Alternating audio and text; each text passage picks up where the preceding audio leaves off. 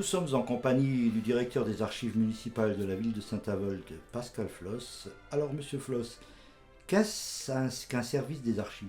Oui, alors un service des archives, c'est un service municipal, c'est un service qui a pour mission de conserver les documents d'archives, les anciens documents, mais aussi les documents récents de la ville. Là, son objectif est bien sûr ensuite la diffusion de ces documents vers un plus large public. Donc on a une mission, si vous voulez, de conservation des documents et de les travailler, de conserver ce qui est important, parce que contrairement à ce qu'on raconte, on dit toujours avec Internet, on nous a raconté ça il y a 20 ans, avec Internet il y aura moins de papier, c'est pas vrai, on a toujours autant de documents, et comme l'administration communale s'est étoffée, puisque nous sommes des archives municipales, donc on travaille pour la ville de Saint-Avold, beaucoup de services supplémentaires se sont rajoutés, donc on a quand même à gérer plusieurs mètres linéaires d'archives. D'accord. Oui, donc c'est bien la conservation de la mémoire papier de la ville. C'est ça, c'est la conservation de la mémoire papier et son exploitation. Parce que conserver pour conserver des documents, ça n'a pas un intérêt. Si ce n'est un intérêt, bien sûr, de conservation, parce que ce sont des documents anciens, dont certains ont plus de 800 ans.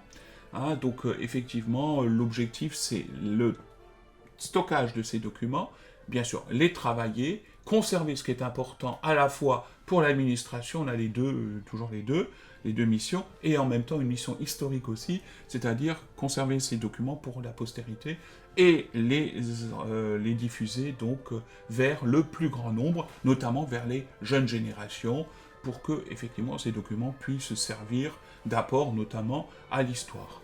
D'accord. Alors, j'ai envie de vous poser une question qu'on se pose tous. Pourquoi un service des archives à la ville de Saint-Avold? Oui, alors effectivement, ça c'est souvent des questions qui sont posées aussi quand on reçoit des groupes de personnes qui viennent nous visiter assez régulièrement.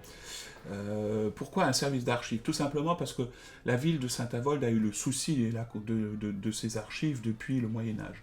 C'est-à-dire que quand la ville s'est constituée, on va dire grosso modo au XIIe, XIIIe siècle, c'est devenu une ville, il y avait au sein du conseil de ville, c'est-à-dire du conseil municipal, toujours quelqu'un en charge des archives. Parce que les archives, c'est des documents de droit. Ça veut dire que ça servait à la ville pour son administration. On n'est pas du tout, on est en Lorraine, enfin on est dans l'évêché de Metz, on n'est pas dans un état centralisé. Donc les documents, les chartes, les vieux documents servaient aux habitants et servaient surtout au conseil municipal pour, en cas par exemple d'impôts nouveaux, défendre les intérêts de la commune. Donc en fait, c'était des documents qui servaient pour des raisons juridiques. Et donc ces documents ont été conservés, Dieu merci, malgré les deux catastrophes qui ont touché la ville, c'est surtout la guerre de 30 ans et la guerre de 30 ans où pratiquement toute la population a disparu, et la Deuxième Guerre mondiale, mais ils ont toujours, la ville de Saint-Avold a eu le souci de conserver ces documents et ne les a jamais laissés sur place, on les a même emmenés lorsqu'il y a eu l'évacuation de la ville. Ce qui fait que les documents ont été conservés, et il est vrai que pour une ville de la taille de Saint-Avold, le fonds d'archives est certainement un des plus riches de Moselle-Est. D'accord, et donc on parle bien de sa richesse de fonds qui, Oui. quelque part, est à la mémoire de la ville. Est à la mémoire de la ville, et qui Oui. justifie aussi la mise en place d'un service spécifique. D'accord. Vous avez des villes, alors il faut savoir que les villes nouvelles qui ont été créées après la Deuxième Guerre mondiale dans la région parisienne ou même autour de chez nous, dans les grandes agglomérations, peuvent avoir aussi des services d'archives, parce qu'en fait les services d'archives c'est la gestion du flux de papier des documents. Donc on peut créer aussi un service d'archives pour une ville qui n'a pas le passé historique de Saint-Avold. Mais le passé historique, la préciosité de ces documents ont fait qu'on a créé donc un service des archives en 1984-85. D'accord. Alors, allons plus loin. Comment fonctionne ce service? Alors écoutez, le service des archives, il fonctionne un peu comme l'ensemble des services d'archives, parce que le service des archives de Saint-Avold n'est pas unique. Il existe des archives depuis les années 80. La plupart des villes moyennes en France, des petites villes moyennes, se sont dotées de services d'archives. Écoutez, le service d'archives, il fonctionne d'une manière assez homogène. Ça veut dire que si vous allez ailleurs, vous voyez à peu près le même système de fonctionnement. Alors c'est tout simplement, il y a un accueil, une banque d'accueil. Les personnes viennent chez nous, on leur fait remplir un papier pour qu'ils aient une identité. Alors ce service a une mission de service public. Donc nous sommes ouverts à tous les citoyens français et européens qui peuvent, ou même américains qui viennent. Ils ont la même méthode, ils remplissent une fiche de lecteur, donc avec ils déclinent leur identité. Ensuite, il y a deux types de chercheurs.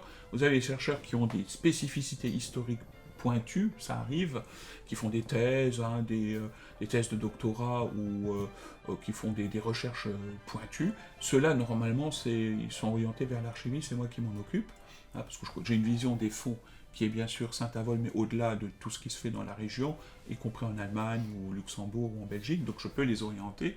Et puis si c'est des recherches généalogiques qui sont tout à fait intéressantes aussi, à ce moment-là, ce sont mes collègues qui ont été formés, qui vont les installer en salle de lecture, et à partir de la salle de lecture, on va chercher les documents. Les lecteurs ou ceux qui viennent ici n'ont pas accès au fond d'archives directement pour des raisons évidentes de sécurité ou de vol qui pourraient se produire.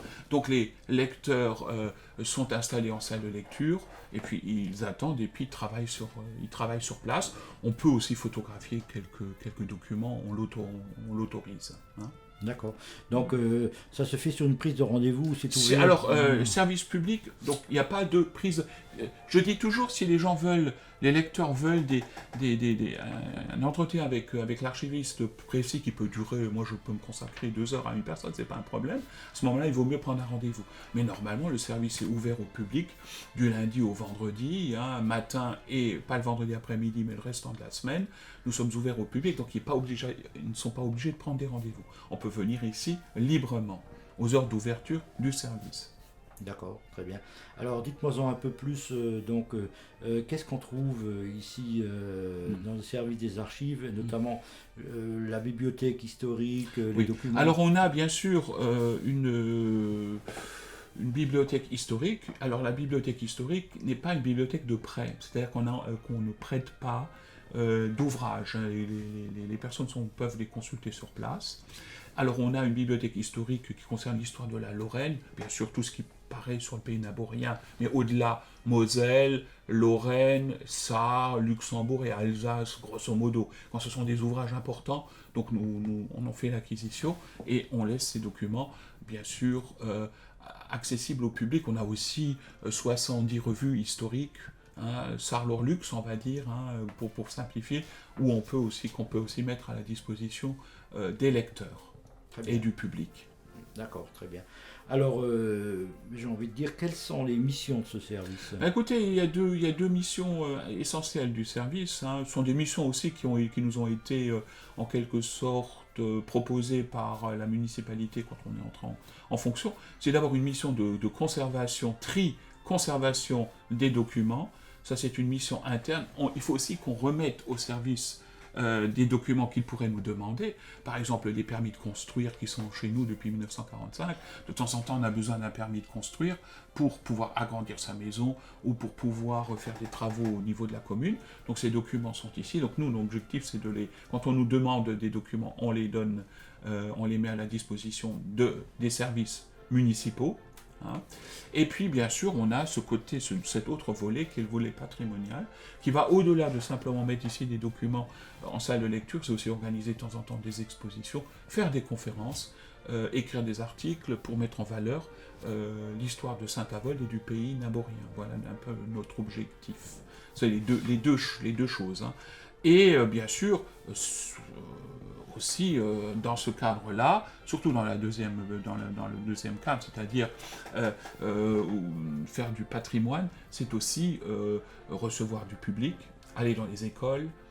Alors nous avons quelque chose en plus à Saint-Avold qui est une particularité que vous n'allez pas retrouver à Metz, aux archives municipales, à Sarrebourg ou à Sarreguemines. Je ne prends que les villes aux alentours, je pourrais vous citer Sarrebruck et d'autres villes. C'est tout simplement que nous avons aussi en charge le devoir de mémoire. Ça, c'est une volonté qui nous a été proposée il y a 20 ans.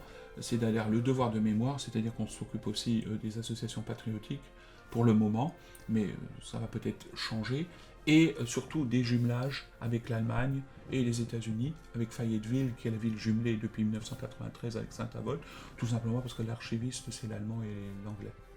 C'est une raison parce que voilà. Mais ça, ce sont des, si vous voulez, ce sont des missions qui sont vraiment propres à Saint-Avold et qu'on ne retrouve pas. Les deux missions essentielles d'un service d'archives en France et en Europe, c'est le tri et la mise en valeur du fonds d'archives et aussi donc l'accueil du public et la mise en valeur du patrimoine du lieu où vous êtes. Donc en l'occurrence ici Saint-Avold. Donc on peut un peu vous considérer comme les gardiens de la mémoire historique. Tout à fait, on peut le dire en prenant pas la grosse tête quand on dit ça. Effectivement, on a ici un stock de documents important. Alors j'aime pas trop le terme de stock, souvent les archivistes l'utilisent, mais on a quand même de très belles choses pour une ville comme de la taille de Saint-Avold. D'accord.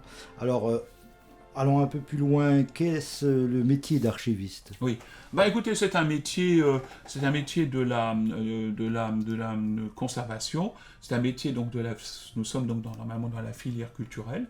Dans la filière culturelle, alors il y a les musées, les archives et les bibliothèques qui sont à peu près dans la même filière. Alors c'est surtout un métier, donc pour être archiviste, il faut des études d'histoire assez poussées, et puis ensuite vous faites une école d'archivistique pour apprendre le métier, parce que quand on fait des études d'histoire, on a une vision, une bonne culture générale, si vous voulez, mais après il faut encore, à côté de ça, que vous puissiez apprendre le métier, parce que classer surtout les documents d'archives, nécessite quand même des connaissances juridiques aussi, donc beaucoup de droits, nécessite aussi à connaître un peu les documents à conserver et pas, parce qu'un document éliminé l'est définitivement. Donc effectivement, on a ces connaissances qu'on apprend donc avec l'école du patrimoine qu'on fait après. Alors, je suppose que, bien sûr, de notre région, on demande le bilinguisme du poste. C'est un de mes combats. C'est un de mes combats de toujours, même avant quand je n'étais pas archiviste. J'ai jamais compris. Enfin, je ne voudrais pas m'étendre là-dessus. On pourrait faire une émission sur le bilinguisme, ça me passionne beaucoup. Et j'ai fait pas mal de travaux sur la question.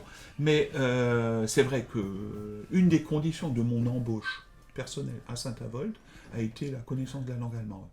Parce que la ville, de par son passé historique, était une ville dans l'espace germanique, c'est-à-dire que la première langue parlée à Saint-Avold, bien avant le français, donc depuis le Haut Moyen-Âge, c'était une espèce d'allemand local, un dialecte que parlaient les gens, et l'expression écrite était donc une forme d'allemand standard, qu'on appelle le Mittelhochdeutsch, c'est-à-dire le moyen-haut-allemand, et donc effectivement, le français est entré est venu à Saint-Avold à partir de manière plus régulière, mais sans aucun problème avec l'allemand, parce que nos ancêtres lorrains étaient des gens très modérés, très sensés, qui toléraient les deux langues. Donc il y avait l'allemand et il y avait le français qui est venu. Donc il faut... Alors je suis aussi ce qu'on appelle archiviste paléographe. La paléographie, c'est donc la lecture, la transcription de documents anciens. Donc pour un métier d'archiviste dans la région, il faut la paléographie allemande, la paléographie française, qui viendra donc à partir du XVIe ou du XVIIe siècle, et un peu le latin aussi. D'accord, très bien. Alors on va maintenant faire la présentation de quelques documents précieux. Alors là, apparemment, on va voir des documents de vieilles chartes médiévales. Oui, c'est ça. C'est donc les documents que vous allez voir sont des documents du XIVe siècle. Donc ce document est de 1368.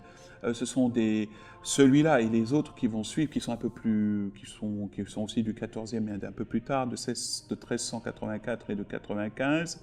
Ce sont des chartes de confirmation des droits et privilèges des habitants de la ville par l'évêque de Metz, puisque l'évêque de Metz à ce moment-là, il est seigneur à Saint-Avold et il donne ses privilèges, c'est-à-dire toutes les libertés locales sont confirmées dans ce document, qui est un document très court. Alors c'est pas du papier, c'est du velin, c'est donc de comment dirais-je, c'est de la peau de veau qui servait, et avec un sceau qui atteste de l'originalité et de la véracité du document. Le deuxième document que vous voyez est aussi un document du même type que le premier, c'est-à-dire c'est une confirmation des droits et privilèges des habitants de la ville par l'évêque de Metz, qui est le seigneur haut, moyen et bas justicier. Alors je précise que ces documents, le premier comme celui-là, sont écrits en allemand, en allemand de l'époque, qui est la langue donc, des habitants, je l'ai déjà expliqué. Si le document avait été plus vieux d'1 siècle, grosso modo, disons du XIIIe, il aurait été en latin. Parce que jusqu'au XIVe siècle, la plupart des documents étaient rédigés dans la langue qui était la langue, je veux dire, de l'administration et des seigneurs, qui était le latin.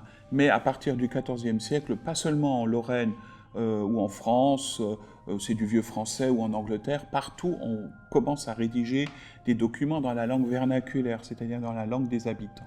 Le troisième document est un peu identique aux deux autres qu'on a présentés, sauf que c'est un document qui fait intervenir le duc de Lorraine, Raoul de Coucy, qui en 1395 emprunte de l'argent à l'évêque de Metz, et l'évêque de Metz, pour le rembourser, lui cède les droits et revenus sur Saint-Avold et les villages autour de Saint-Avold, donc de l'Avourie. Donc c'est un document un peu plus complexe que le premier, puisqu'il met en scène, si vous voulez, deux seigneurs importants. L'évêque, je rappelle toujours ici qu'un évêque peut être un seigneur, et le duc de Lorraine avec les habitants de Saint-Avold. Alors le document ici est encore une fois une charte de confirmation de privilège qui ressemble plutôt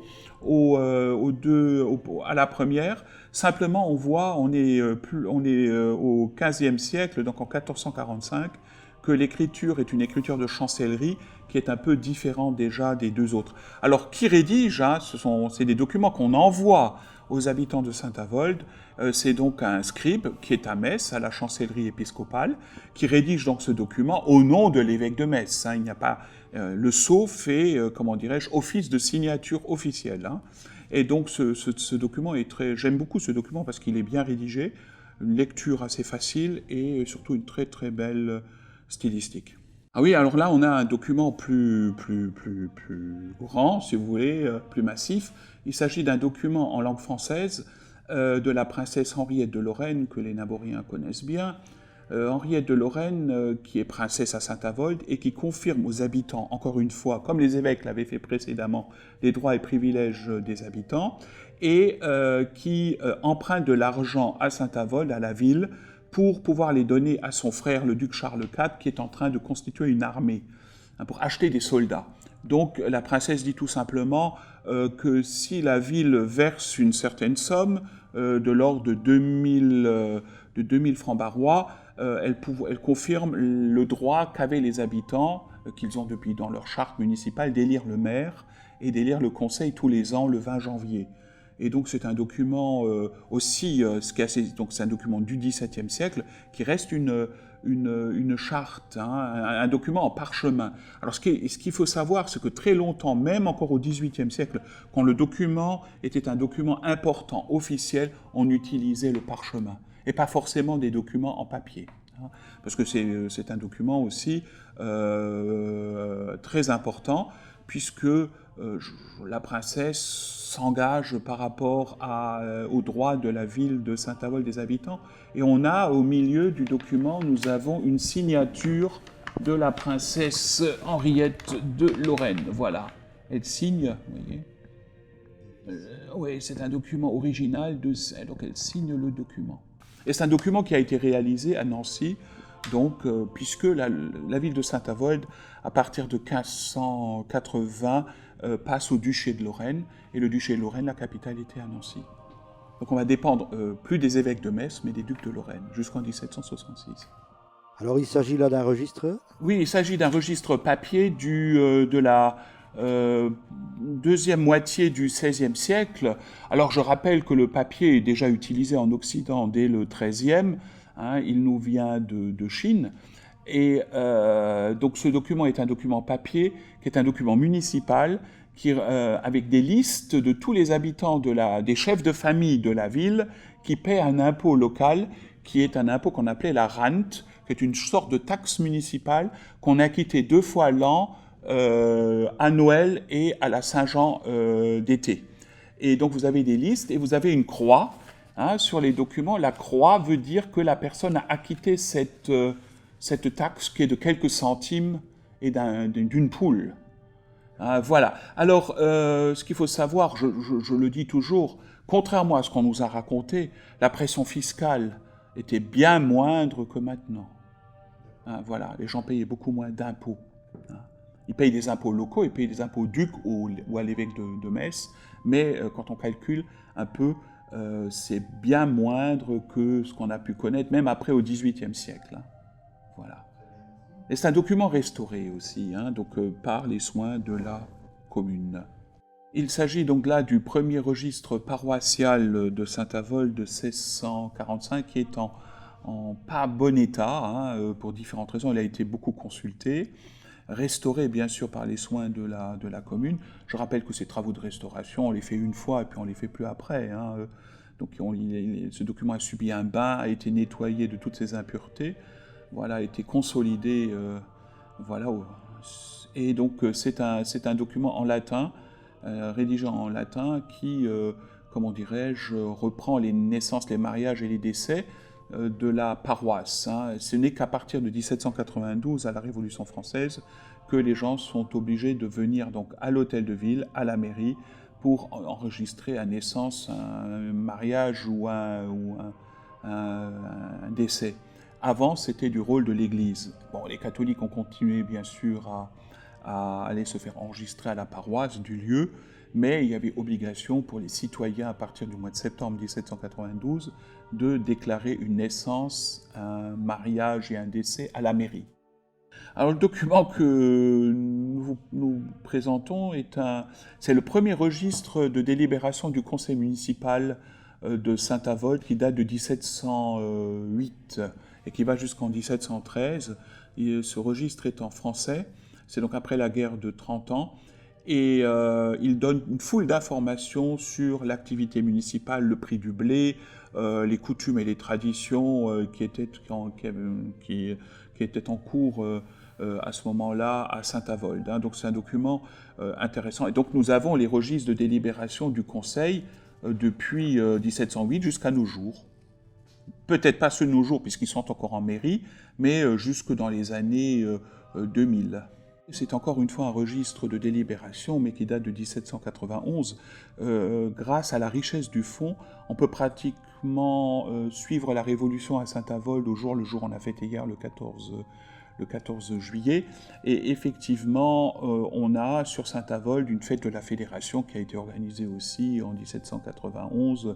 Donc on a ces registres de délibération qui nous donnent une foule d'informations dans les pages là. C'est la saisie des cloches du monastère des bénédictines pour les faire fondre. C'est un document qui n'est pas encore restauré, je tenais simplement à montrer dans quel état il pouvait se trouver. Alors nous avons depuis peu une politique de restauration extrêmement importante et massive de nos fonds. Le fonds ancien, dont je vous ai montré quelques documents, est pratiquement restauré. Il reste quelques registres encore à faire et ce sera fait, je pense, l'année prochaine, en sachant que c'est un investissement certes lourd dans un premier temps, mais par la suite, ces documents ne bougeront plus pendant plusieurs centaines d'années après. Hein. Donc on voulait vous montrer... Alors il s'agit ici d'un registre des recettes et des dépenses de l'hôpital, de l'Hôtel-Dieu de Saint-Avold, hein, qui est une institution qui a été fondée en 1321 et puis refondée en 1429, avec donc ces registres qui sont quand même, celui-ci va faire l'objet d'une restauration, je pense, en 2022. Dites-moi un peu plus sur l'évolution du métier ces 10 dernières années. Oui. Alors le métier d'archiviste a complètement évolué avec bien sûr la révolution informatique. Hein.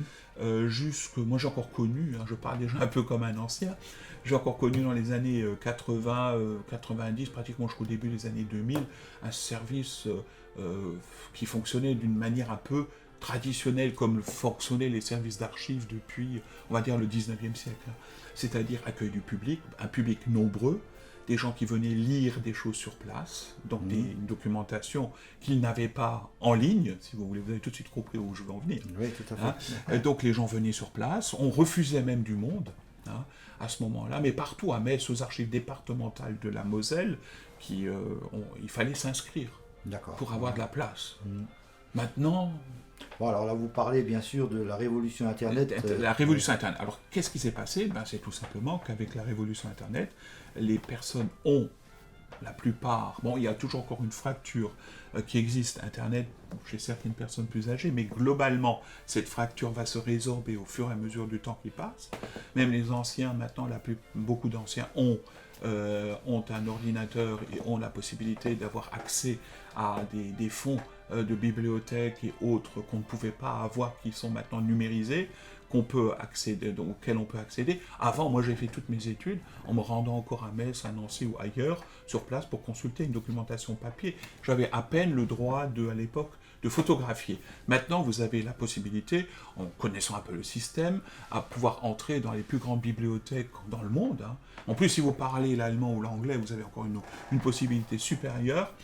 Donc, vous pouvez rentrer dans les plus grandes bibliothèques de chez vous à la maison, sans avoir à aller dans un service d'archives. Donc, ça a pour conséquence, forcément, de faire chuter le nombre de lecteurs dans les services d'archives. Et ce changement touche avec beaucoup de dureté aussi les bibliothèques, mais pour d'autres raisons, parce que la bibliothèque a une mission du livre public, de faire lire le livre, de faire diffuser la lecture dans le public.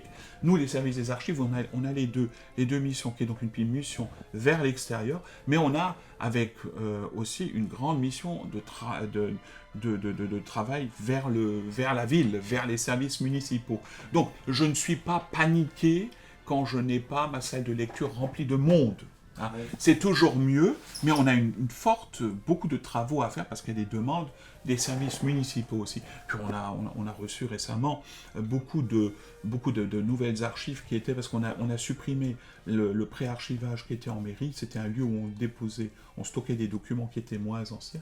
Tout est arrivé ici, et maintenant il faut remettre un peu d'ordre dans tout cela, selon une réglementation très précise qui existe.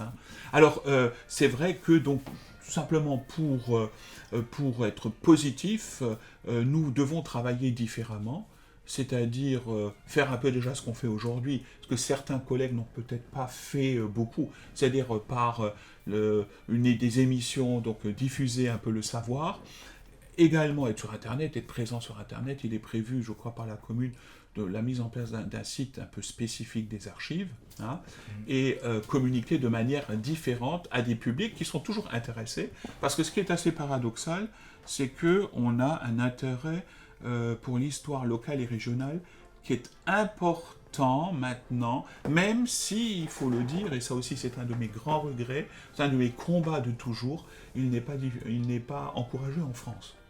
À l'opposé de pays plus décentralisés qui ont une autre histoire, qui n'ont pas une histoire centralisée comme la France. Dans les pays voisins, on commence par l'histoire locale et on va vers une histoire nationale, ce qu'on appelle le roman national, alors qu'en France, dans la plupart du temps, est-ce que beaucoup de jeunes dans les villages ou au collège, on leur a enseigné l'histoire de la Lorraine, par exemple, en inscrivant cette histoire dans une histoire nationale aussi, puisqu'il faut arriver au national, puisque la conjoncture politique a changé. La Lorraine n'est plus un État indépendant depuis 1766, juste 2 ans avant la Corse.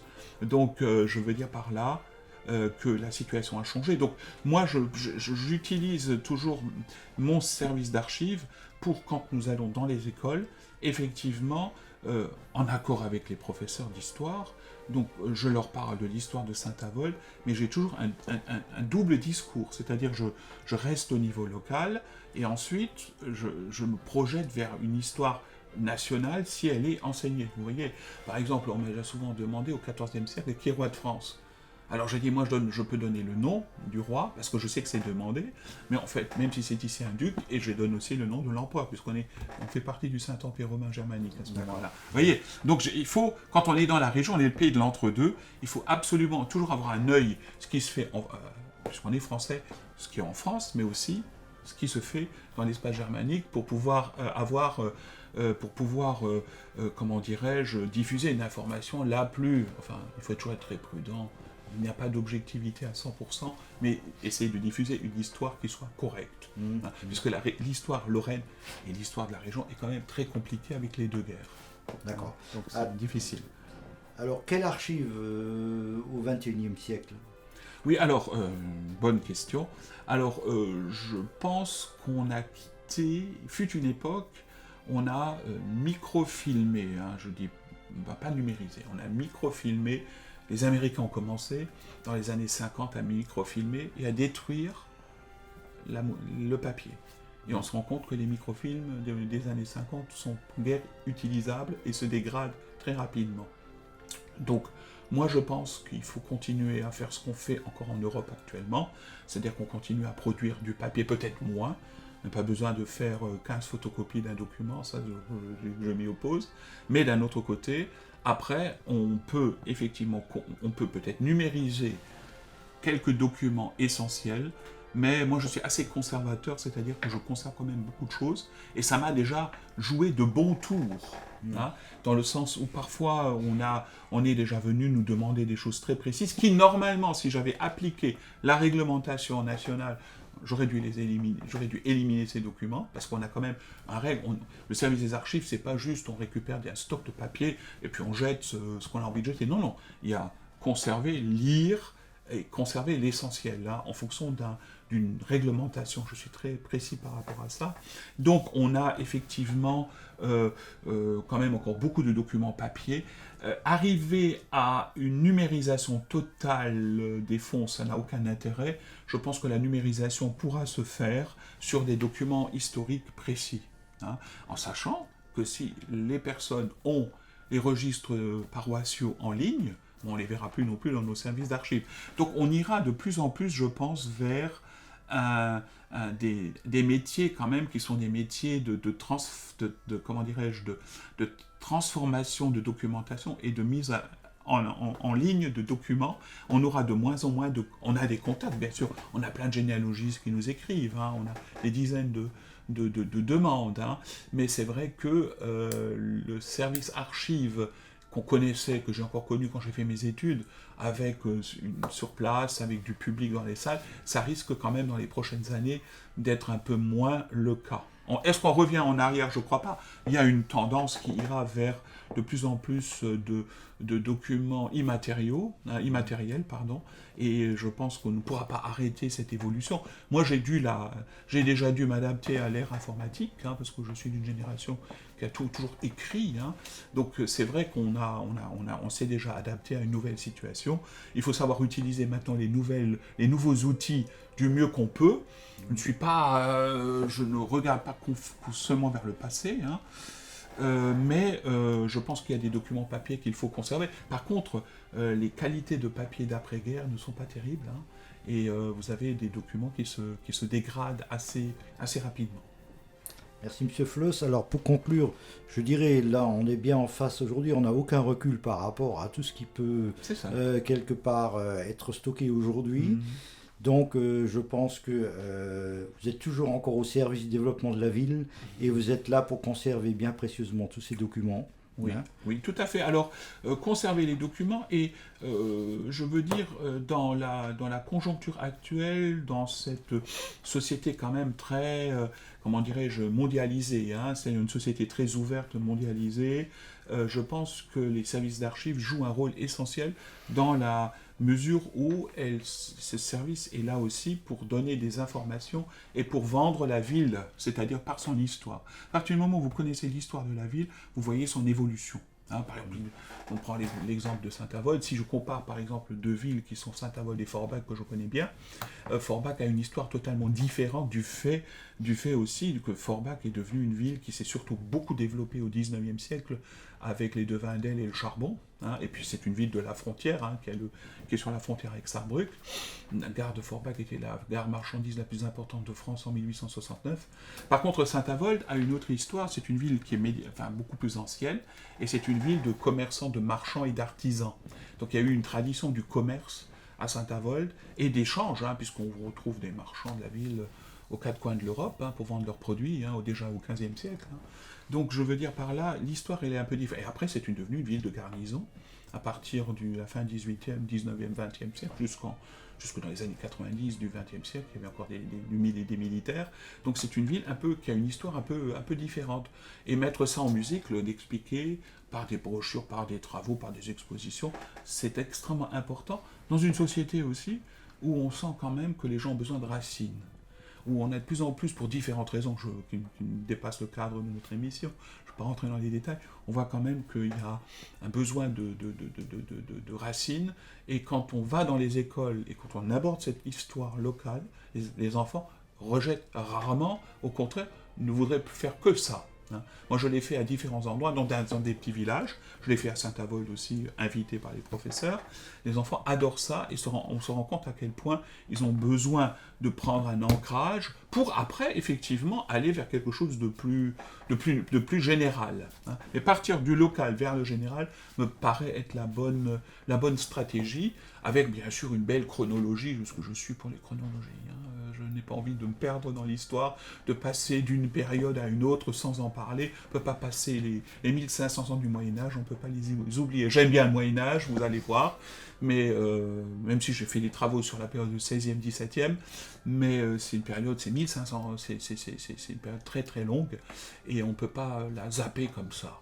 Donc, quand on explique ça très clairement aux enfants, on voit qu'il y a un intérêt, et qu'ils comprennent très très aisément. Encore faut-il leur transmettre cette information qui ne l'est plus, bien sûr.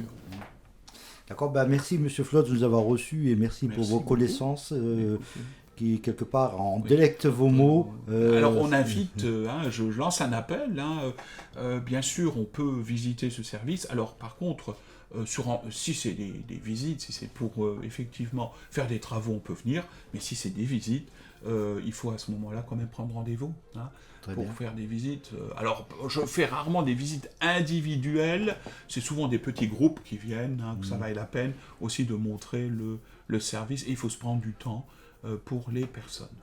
D'accord, merci beaucoup. Merci.